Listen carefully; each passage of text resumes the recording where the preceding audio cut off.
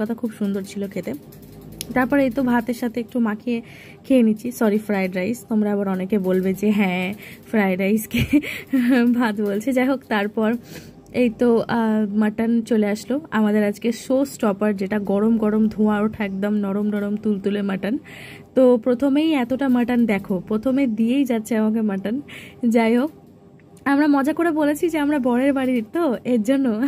যাই হোক, না, ওদের ক্যাটারিং সার্ভিস খুব সুন্দর ছিল। আজকে যারা ক্যাটারিং করেছে তারাও কিন্তু খুব ভালো খাবার দিচ্ছিল, একদম পরিমাণ মতো। যাই হোক, তারপর এই তো এই যে মাটনটা দেখো, জাস্ট হাত দিতেই নরম একদম চলে আসলো বেরিয়ে। আমার তো খুব ভালো লাগছে। তারপর এই তো এখন একটু মাটনের ঝোলটা দিয়ে আর অল্প একটু মাটন দিয়ে তারপর খেয়ে নেব। আমি জানি তোমরা যদি এই ভিডিওটা রাত্রে দেখে থাকো তাহলে তোমাদের খুব খুব খিদে পাচ্ছে, আর আমি জানি আমারও খিদে পাচ্ছে এখন, কারণ আমি রাত্রেবেলা এডিট করছি তাই। তো যাই হোক, তারপর এই তো তুলতুলে মাটনগুলো এখন আমি খেয়ে নেব। তো যখন প্রায় খাওয়া হয়ে গেছে তারপর আবারও একবার মাটন দিয়ে চলে গেল, আর সেটাই আমি খেয়ে নিচ্ছিলাম। খুব ভালো লাগছিল খেতে।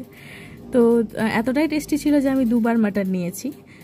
তো খুব সুন্দর ছিল রান্না, খুব সুন্দর সেদ্ধ হয়েছিল, আমার কিন্তু খুব ভালো লেগেছে খেতে।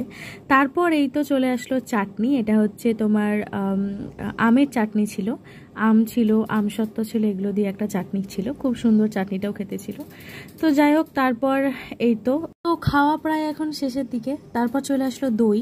দইটাও কিন্তু খেতে খুব খুব সুন্দর ছিল, আমার কিন্তু খুব ভালো লেগেছে।